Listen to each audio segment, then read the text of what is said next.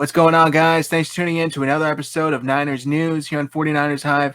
My name is Zach Hernandez, and as always, I am joined with my co-host, Matt Llewellyn, and today we're going to be discussing whether or not the 49ers are really in market for Deshaun Watson. Matt, after not giving up the exorbitant price for Matt Stafford, do you think they'll really give up the cost for Deshaun Watson? Listen, if I had to guess, as much as I love Deshaun Watson and I want the 49ers to go and get him, I don't think they will. Miami is in the best position to give up enough to get Deshaun Watson without actually crippling their chances to, team build. I know I said on the live show, 4 firsts, whatever, get it out the door. I don't think that's realistic, especially given this regime's kind of conservativeness at the quarterback position. They seem to be really hesitant to tie their wagon to any one guy. And I think it'd be a safe bet to do it to Deshaun Watson, but you don't want to turn the 49ers into the Houston Texans, which becomes a problem when you think about all of the capital that you're going to give up to get Deshaun Watson. I think what the 49ers can try to do is wait it out just like everybody else is. I think that Deshaun Watson, if he thinks that he can hold tight, has all of the leverage in the world. Carson Palmer did this in 2011 with the Bengals when he said, I'm absolutely done. I would rather sit at home than play for this organization anymore. And, that lasted into October. And then, the Brown family traded him to the Raiders. And so there is precedent there. Deshaun Watson does have all the cards. He just has to hold firm. I think the Texans are kind of waiting to see if they can stall him out a little bit. But the further they go down the line, I think that asking price starts to come down because they're going to realize that they don't have any leverage and that Deshaun Watson is not going to play for them. And then teams are going to swoop in. And you're going to see a bidding war, which will drive the price back up a little bit. It's just going to depend on where it is. It's one of those things where I really feel like Miami is the best landing spot for him in terms of Miami can give up the most without killing themselves. And again, with the 49ers conservativeness at the quarterback position, I just don't see them going all in as much as I would want them to. Yeah, I really agree with that. I don't think they're willing to part with as much as it would take to get Deshaun Watson. It really just comes down to should have taken him when you had the chance. Unfortunately, now he's way too expensive. I can't see them realistically paying that price. If they weren't willing to for Matt Stafford, I don't think they'll be. And they're two totally situations, don't get me wrong. But I just think that they value their draft picks a lot more than, say, the Rams do or even other teams. I think Deshaun Watson likely goes elsewhere, maybe Miami, like you said. Rumors that that's his top destination for the most part. I just think that the 49ers either stick with Jimmy or draft a guy in the first round, maybe a Trey Lance if he falls to 12. That's probably your best situation at this point to where you can get a guy who realistically could be there for a while, maybe have some success and not give up, half the farm to get him. And maybe they do bank on Jimmy coming back healthy and actually playing 16 games and actually being solid and making some strides in this game.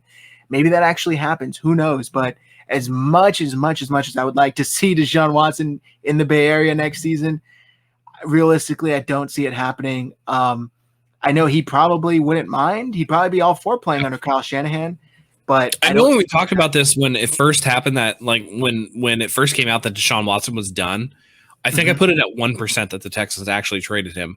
I think that number's higher, but I don't think that the 49ers are the top team to be in on it. I would guess they're around 4. That Miami, the New York Jets, and the Indianapolis Colts all have more value to give up to get Deshaun Watson than what the 49ers can give. Again, as conservative as the regime is, I just don't see them giving up what would be needed to get Deshaun Watson, especially when you're sitting at 12.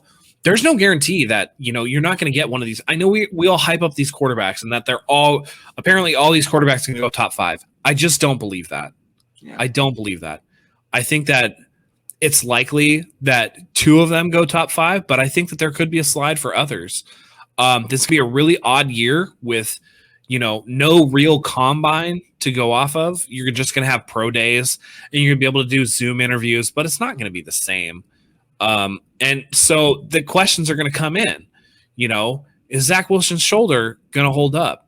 What about the issues with, Justin Fields' inconsistency with his decision making and the fact that he holds the ball for too long? People are going to look at this tape. Trey Lance, he didn't play in 2020. He played one game. What are we looking at here?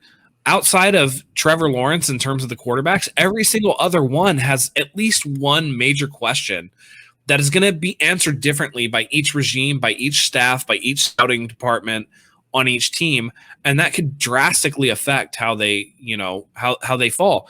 And with Saleh going to the Jets, again, this is one of those things where we've talked about Shanahan kind of likes Sam Darnold. Maybe the Jets like him. So now at 2, maybe, the Jets don't take him. Miami's not necessarily locked to take a quarterback either. Maybe they decided to let it rock with Tua. So now you're talking about a situation where, which we talked about with the regime being conservative. Do you tie your wagon to one of these quarterbacks in a year where you don't have a combine, in a year where the only access you have to them is at a pro day, which is limited, and Zoom interviews? Do you feel comfortable taking one of these quarterbacks with question marks in a top 5 position? The answer to me is that one or more of these guys could fall. And if one of those guys gets to 12, the 49ers can take him, stash him behind Jimmy for a year, and now all of a sudden we have an Alex Smith, Patrick Mahomes situation where the rookie gets a year in Shanahan's system without having to play, and then you can move on from Jimmy Garoppolo and put the guy in year 2, and he can hit the ground running because he has knowledge of the playbook. He knows what's going to be called. So, to say that automatically the 49ers need to give up all this for Deshaun Watson, that's not necessarily true, depending on how the draft can fall. I think that if we get past the draft and the 49ers have made 0 moves on the quarterback position, that's when we can start saying, like, hey, is this regime a little bit too conservative with the position that we know should be upgraded going forward? Yeah, that would be really unfortunate to see if they just did absolutely nothing, knowing what they have going forward. And I think what's funny, too, is that, just like you said, you put it at about 1%. I always thought it was a pipe dream that the Niners land Watson or even Stafford. And I think a lot of people got this idea that it's going to happen. It already happened. It's just a matter of being announced. And then now that it hasn't happened, they almost feel like something's been taken away from them. And they're like, oh, come on. Like, really, we're going to stick with Jimmy? It's like that was kind of the whole plan, going into week 17 and onward. And I just don't think that it would be as bad. And I know we're going to touch on that later in the week, but I just feel like the 49ers, the rumors that are not the rumors, the reports that are coming out, even from, I think Michael Silver, Rappaport, I don't remember who else was tweeting it, but they were saying, look, they're completely comfortable bringing Jimmy back. It's almost like a luxury move, but we don't need to upgrade at the position. And the crazy thing is people don't, and I'm guilty of this too, because I look at it and I'm like, well, I'm not happy with Jimmy. How could the coaches be? But by all accounts, it seems like the coaches really do feel like, hey, unless there's an obvious path of improvement, we're good. Mm-hmm. And I respect the fact that they're willing to stand their ground and not overpay for a position that they think that they can win with. And that they, again, 2019, the 49ers are a year removed from being in the Super Bowl. A year ago, the 49ers were going to the Super Bowl. Yep. So for them to be like, no, we're good. We can make this happen. I think that the fact that people don't believe them is part of the problem. We build up these expectations, and when it doesn't come to fruition, it's the sky is falling and it's the end of the world, and we all get down and we all get frustrated. And, there needs to be some perspective on that not everything that we hear, even if somebody, it's the same thing that happened a couple years ago when Odell Beckham was on the block and the Giants were talking about trading him, and everybody was like, let's go get Odell. Let's go get Odell. Five first rounds and like $85 bajillion. Just go get him. That's not how team building works. And I think that it's easy for us Twitter GMs to sit and sit in our chair and criticize the regime as is. But outside of injuries, the one healthy year this team has had, they went to the Super Bowl. So, injuries have kind of tamped a bit of the expectations of the team and of how we're satisfied with how the team is being built. That's not to say that they're doing it wrong. It's just hard to see because the results haven't been there. So going forward, I mean, this year is going to be a telling year, and we're going to see we're going into year what, 5? 5. 4? I think 5. Year 5 of the Shanahan regime. And this is going to be a big year. So depending on how it turns out, that will inform us on their future. But the fact that we didn't get these quarterbacks and that we're probably not going to get Deshaun Watson doesn't necessarily mean that the regime isn't trying or they're not doing their best. I think that we just, there's a time to temper expectations. Yeah, I think that's going to do it for us today, guys. If you like what you see, you think we're doing a good job covering it, do us a solid, hit that subscribe button below. Once we get to 2,000 subscribers, we're giving away another 49ers jersey. Could be you. So make sure you subscribe. Like this video as well. It helps a lot with the YouTube algorithm. Drop a comment below. Do you think the 49ers will end up paying the price for Deshaun Watson? Do you think he's way above their price that they're willing to pay? Let us know what you think.